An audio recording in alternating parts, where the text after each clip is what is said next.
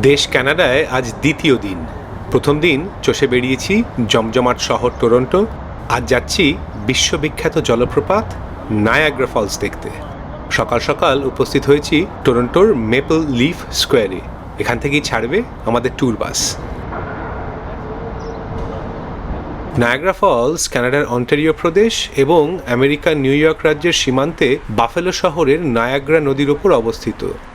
দুই দেশ থেকেই পৌঁছানো গেলেও কানাডার দিক থেকেই এই জলপ্রপাতের বৃহত্তর অংশটা প্রত্যক্ষ করা যায়।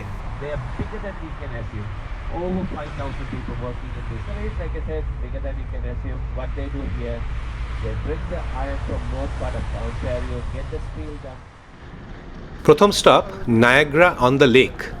নায়াগ্রা জলপ্রপাতের 20 কিলোমিটার উত্তরে অন্টারিও হ্রদের তীরে অবস্থিত একটি মনোরম এবং ঐতিহাসিক শহর। 1700 শেষের দিকে এটি ছিল আপার কানাডার প্রথম রাজধানী। অতীতের নাম ছিল নেওয়ার্ক।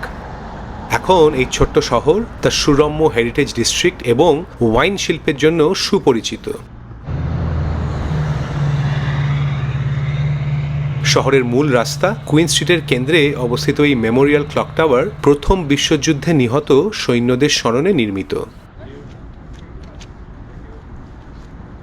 এছাড়াও এই শহরটি অন্টারিওর ওয়াইন কান্ট্রির রাজধানী। রয়েছে 50টিরও বেশি ওয়াইনারি এবং এখানকার এক বিশেষ ধরনের ওয়াইন যাকে বলে আইস ওয়াইন আন্তর্জাতিকভাবে স্বীকৃতি লাভ করেছে।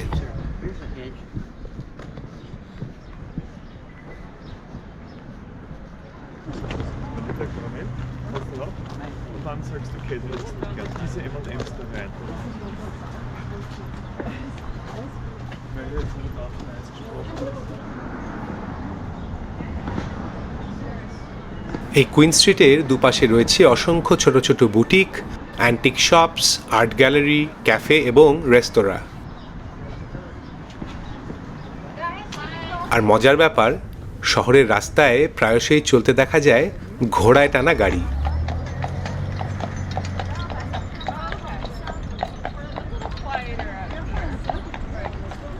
নায়াগ্রা অন দ্য লেক তার ইতিহাস, সংস্কৃতি এবং নিরিবিলি সৌন্দর্যের জন্য স্থানীয় এবং আন্তর্জাতিক পর্যটকদের কাছে হয়ে উঠেছে এক অত্যন্ত প্রিয় গন্তব্য।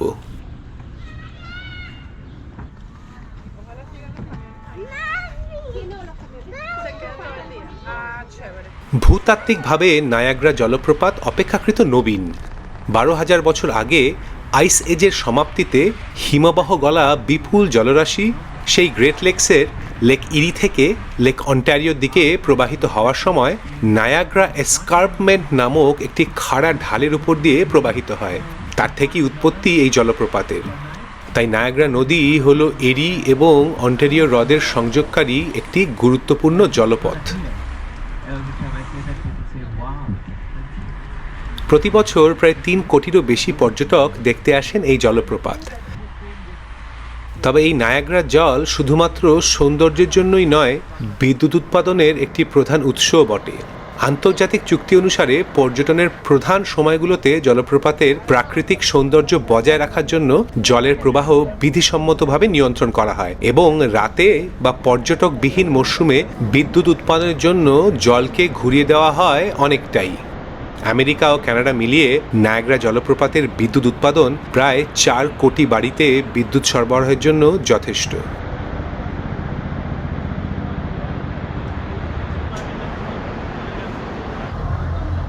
মেপল গাছ কানাডার সাথে ওতপ্রোতভাবে জড়িত। দেশের পতাকা জুড়েও এই মেপল পাতা।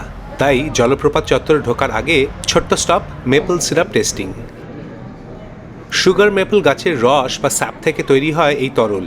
রং এবং স্বাদের তীব্রতার ওপর নির্ভর করে এর গুণমান ও প্রকারভেদ। প্যানকেকের অবিচ্ছেদ্য সঙ্গী তো বটেই, এছাড়াও রান্না ও বেকিংয়ের উপাদান হিসেবেও ব্যবহার করা হয়।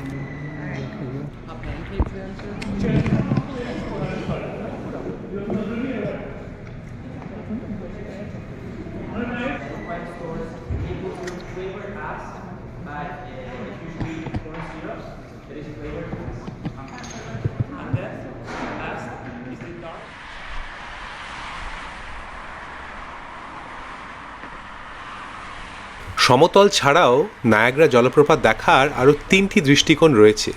এক, মেড অফ দ্য মিস্টের জাহাজে করে একদম সামনে থেকে, 2 জার্নি বিহাইন্ড দ্য ফলসের ভূগর্ভস্থ রাস্তা ধরে নিচ থেকে, এবং 3 স্কাইলন টাওয়ারে উঠে ওপর থেকে। তাই শুরু করছি সেই স্কাইলন টাওয়ার দিয়েই।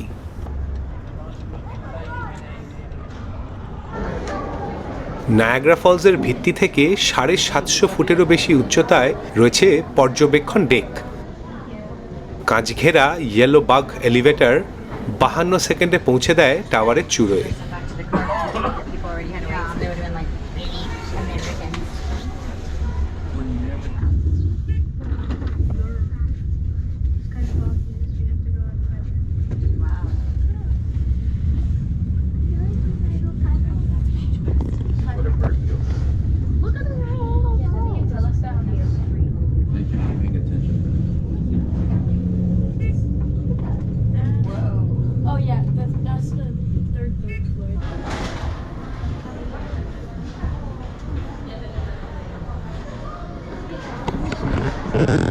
ডেক থেকে 360 ডিগ্রি প্যানোরামিক দৃশ্য, নায়াগ্রা জলপ্রপাত, নায়াগ্রা নদী উপত্যকা এবং সীমান্তের ওপারে আমেরিকার বাফেলো শহর।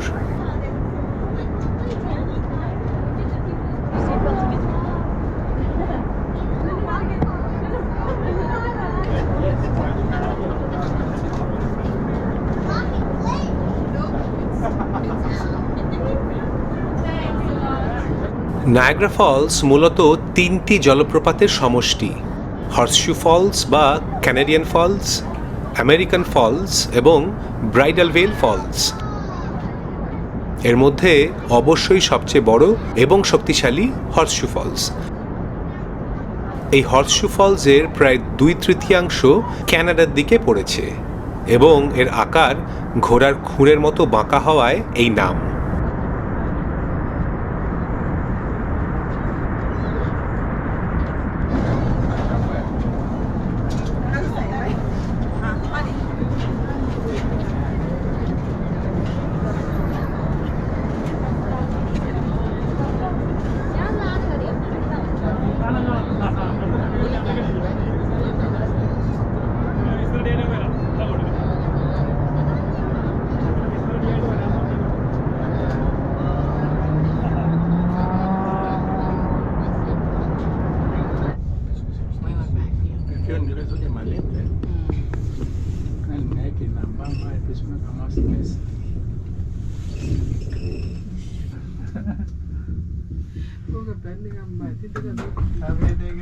Thank you. Thank you.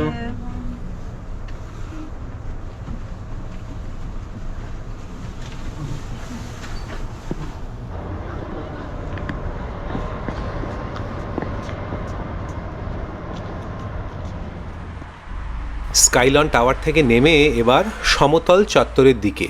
এইটাই জনসমাগমের মূল কেন্দ্র।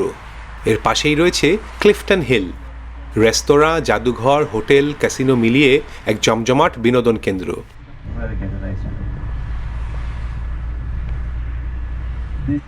আমেরিকার তুলনায় কানাডার দিক থেকে ভিউ এবং এই জাঁকজমকের জন্য দুদেশের মধ্যে বেশি জনপ্রিয় কানাডার দিকটাই। তবে আমেরিকান দিকটা একটা ন্যাশনাল পার্ক, তাই বেশি প্রাকৃতিক, শান্ত এবং কম বাণিজ্যিক।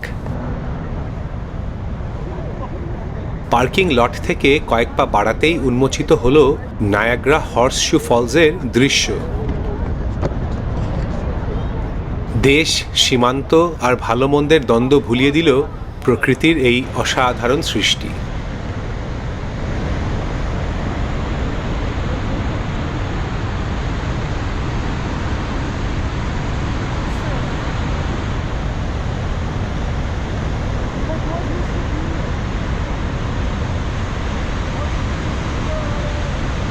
জলপ্রপাতের উচ্চতা প্রায় 170 ফুট, প্রস্থ প্রায় 2600 ফুট।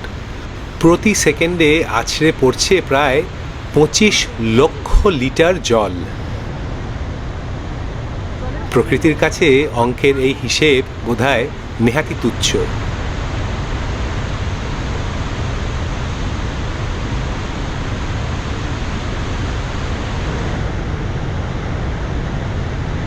এই অবিরাম ধারা পাথরের ছিটকে তৈরি করছে রাশি রাশি জলকণা। সূর্যের আলোয় তা প্রতিবিম্বিত হয়ে ফুটে উঠছে ঝলমলে রামধনু হিসেবে। জানি না ক্যামেরায় কতটা ধরতে পারা সম্ভব, তবে বাস্তবে শুধুই মুগ্ধতা।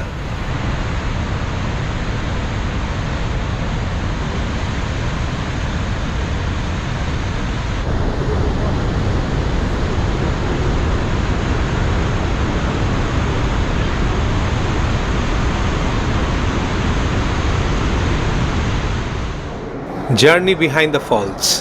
মাটির 125 ফুট নিচে পাথর কেটে তৈরি করা সুড়ঙ্গ ধরে হেঁটে পৌঁছে যাওয়া যায় জলপ্রপাতের জলের চাদরের ঠিক পেছনে।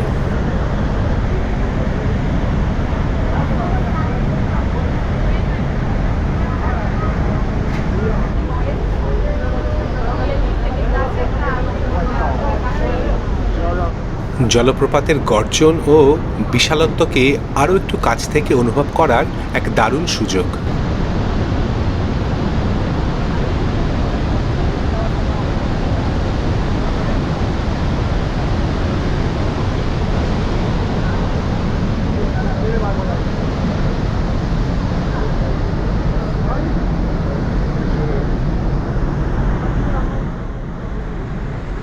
আমাদের ট্যুর গাইড আগেই বলেছিলেন যে Skylon tower, journey behind the falls ও মেড অফ দ্য মিস্টের মধ্যে যে কোনো দুটির সময় হবে। তাই এবারের সফরে বাদ থেকে গেল মেড অফ দ্য মিস্ট। ওপর থেকে দেখতে পাচ্ছি লাল পঞ্চপড়া পর্যটক বোঝাই জাহাজ এগিয়ে চলেছে জলপ্রপাতের একেবারে সামনের দিকে। আফসোস একেবারেই নেই, কারণ যা উপভোগ করেছি তাই এখনও সবটা হয়তো আত্মস্থ করে উঠতে পারিনি।